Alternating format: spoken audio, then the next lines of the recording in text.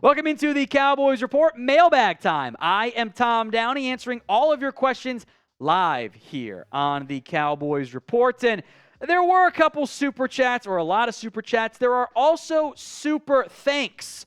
We're going to get to it. We begin with a $50 super thanks from Mark Clark. Excellent selections and contacts for each. Keep up the good work. Or contracts for each. Thank you. Thank you, Mark. Appreciate the massive $50 super thanks that either beats or ties the biggest super thanks here at the Cowboys Report. You are awesome. Everyone show Mark some love in the comment section. Just type in Mark. Pretty straightforward there. Appreciate you, Mark, and appreciate you being subscribed here and supporting us at the Dallas Cowboys Report. From Jeremy Chuggs' Burner, a super thanks. And you guys do the best job in business of interacting with fans while also delivering great contact. Chuggs say balls. Hashtag Babymaker. Balls. There we go. Thank you, Jeremy Chuggs' Burner. We appreciate that. And like what we do, make sure you guys are subscribed. Super thanks. If you don't know what that is, allow me to explain. It's a feature outside of live videos. In the past, you could only donate via Super Chat Live. But on demand, you can do super thanks. You click the thanks icon. It's got the heart with the dollar sign in the middle of it. Edit your message, send it in. We appreciate your support. So any super thanks that comes in, just like we do super chats, we will give you a shout out. Cowboy 4L, 1 CeeDee Lamb, 2 Jordan Addison, 3 Kevontae Turpin, mixing T.Y. Houston and Fayoko. What's your thoughts trading up for Addison? Chris Brett running speed and size. He doesn't have great size. He is frankly undersized. Didn't test as well as I thought he was going to, but he's still a really good football player. The official size was 5'11", 1/8, 171. It's not that big. Didn't test the way I was expecting him to. That's okay. But he's very crisp route runner. I liked what he did at both Pitt and at USC. Turpin's not going to be wide receiver 3, but hey, it's fine. I'm not going to trade up for him. If he slides to you at 26, let's ride. Jay Smooth, what about drafting Josh Downs, receiver from North Carolina? I like what Josh Downs offers as a slot receiver. Actually, fairly similar sizes. He's a little bit shorter, 5'9", 171 than Addison. Faster, though, 4.48, I believe was the 40-yard dash time. That is much smaller than what the Cowboys would typically do at receiver. They like their bigger-bodied guys. So I have interest, especially in round 2. I'm not sure that's going to be the most likely outcome in terms of the Cowboys actually taking him. Now, if they don't sign someone big or trade for someone, Cowboys will draft a receiver. I have no doubts about that. So name a wideout who you want the Cowboys to go out and draft. It's the pinned comment on today's video. So if an ad break comes here on YouTube, take advantage of it. Head down there. Let me know who you want to take at wide receiver. Super chat time from Blood Slinger. Worried about McCarthy calling plays. Wasn't a couple years ago, didn't even know the offensive playbook. That was last year. Allegedly last year. So the terminology is not going to change. I hope it leads to just more consistent. It can be, if it's a more consistent top 6 offense than like inconsistent top 3, might be better results in the end. Antoine Daniels, seeing Pollard being franchised, I think Zeke will be released and replaced in the upcoming draft. We'll see what happens with Zeke. If he is back, it'll be at a pay cut. If I had to guess one way, I think they cut him, but it's kind of more of a toss-up there. I think they draft someone either way, though, because it's a good running back class. Joseph Rodriguez, how do you feel about drafting Marvin, Mims, and Eric Gray, 2 Oklahoma boys, receiver, running back, respectively? Mims has speed. I need speed. I got no issues there. Maybe in the 3rd-ish round. Eric Gray maybe a round later if you're lucky. Great running back class. But by the way, Gray is one of the quality players this year. Chris B. After Jerry's combine comments, I'm more convinced we ain't going to do squat in free agency, but have a strong draft to fill all the holes we're going to have. You better get really lucky on day 3 with instant impact guys, or else you're not going to have all your holes filled in the end. From Mark, if our you guys laugh, that's what he said. If our drafted OTs were any good, that's Josh Ball in particular. Matt Lutzko, so he does in year 2 with healthiness. We could have traded him, referring to Terrence Steele. It says Tony Dorsett all the way. Thank you, Mark. I think they're going to give another shot, especially to Matt Lutzko, as maybe the swing tackle there, but we'll wait and see. Joshua Rams, who's your ideal first-round pick? I'll phrase it as who's your CeeDee Lamb this year? Guy that shouldn't fall to you. You'd be stunned if he would, and you're sprinting to put him with the selection. It's one of those corners. Joey Porter Jr., Christian Gonzalez, or Devin Witherspoon. In the end, I am mostly unconvinced that they will be there for you when it's all said and done. All right, Blood Slinger. Have you seen any XFL players the Cowboys might get? A Lenore, a Josh Gordon? I mean, here's the thing. Let's talk about Josh Gordon in particular. We know exactly who he is. It's not like Josh Gordon has suddenly gotten significantly better at football by making the switch over to the XFL. It's that he's playing against non-NFL caliber cornerbacks. So it has nothing really to do about, oh, these guys are now better. It's that these guys weren't high-end NFL players, and now they're playing against non-high-end NFL players. So if you want to sign someone, sure, but we're talking about guys who are going to maybe compete for a back-end roster spot, not really contribute in any meaningful way to you outside of maybe one of the, 200 players that could maybe get a shot. The odds are, don't get your hopes up.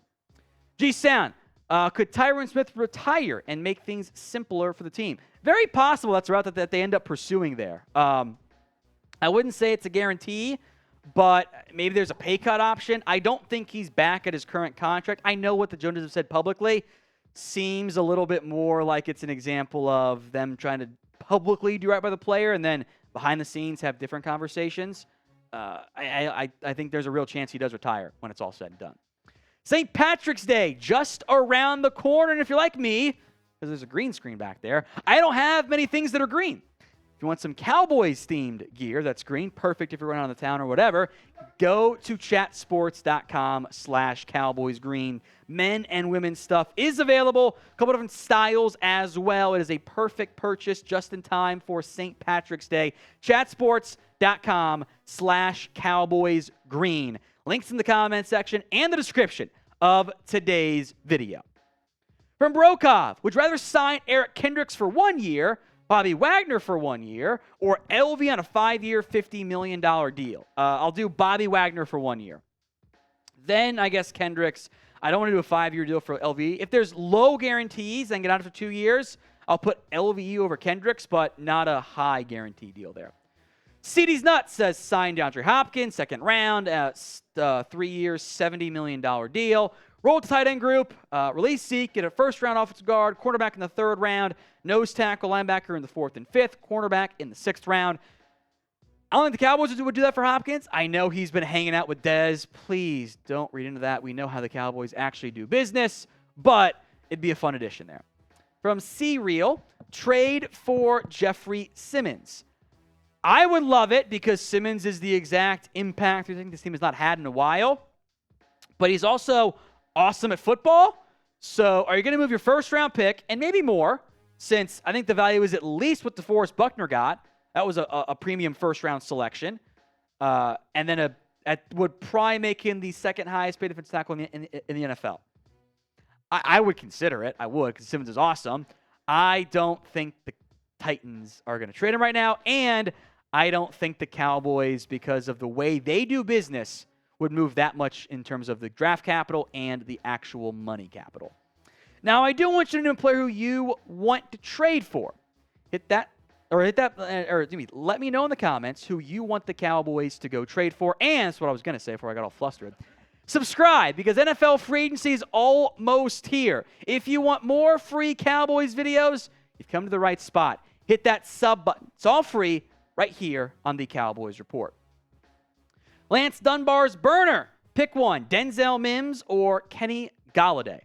I'll go Mims because I think Golladay is just kind of cooked here. I would hope it's via a release or a late day 3 pick trade, but of the two, give me Denzel Mims.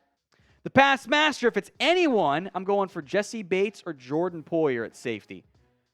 Cowboys won't because they don't value safety that highly, / they want to bring back Donovan Wilson, maybe. Bates will be way too expensive. Poyer might be just a little bit too expensive. Ecuador man, Cam Smith or Emmanuel Forbes, if both available. I go back and forth. This is probably like your number 5 corner, number 6 corner. If you are scared of Forbes' size, my player comp for him is Slenderman. He's 166. Just not an ounce of meat on that dude's bones. But he's fast, and he's got ball skills. That's all super valuable to me. But the maybe safer one from that standpoint ends up being Cam Smith. Either guy, especially in round 2, I can get on board with. Joseph Rodriguez, if Mike does bad, would you sign Lincoln Riley? I'd consider it. I don't know if Lincoln wants to jump to the NFL, but that's the guy I wanted way back when they were firing McCarthy. They did not go that route there. He only recently went to USC. I think those high-end college jobs are better than the NFL jobs, even the Cowboys one. So I would have interest, but I wouldn't get my hopes up for the Cowboys actually landing him because they'll just hire Dan Quinn. That's how they operate. No real coaching searches ever. Banned for life. Well, the Cowboys had a team sign Terrence Steele and draft a right tackle. So background here. The Cowboys placed the second-round tender on Terrence Steele, which gives them a $4.3 million salary for him in 2023. A team can make an offer sheet to him. So they can give him, say, 5 years, $55 million, whatever. The Cowboys can then match that offer sheet and keep him or decline to and get a second-round pick back. I think coming off the injury, they're not as convinced he will make that offer. I thought they would have gone with the first-rounder. It was about $1.7 million more, not that much more. In general, teams don't do offer sheets, maybe because of collusion, but Ryan Bates got one last year, so that's one to keep an eye on. I would bet, though, he's back in Dallas next season. But what would you guys do with Terrence Steele? T for trade, W for wait, or P for pay? Get those answers in for me in the comments section.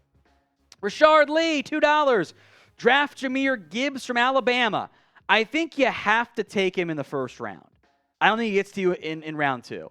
So if that's the path, I'm not taking another back in round 1. I can't have him pay hard. Running back should not be on the table in the first round. From Mark, JJ will try and seem like the nice guy saying he wants to re-sign Zeke. He dumps him in the end, says he tried.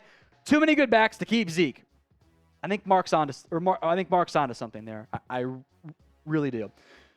For Mark, aren't there a bunch of solid DTs like Hankins for $4 to $5 million we can grab that would be upgrades over Neville and Osa, but those guys are okay at best?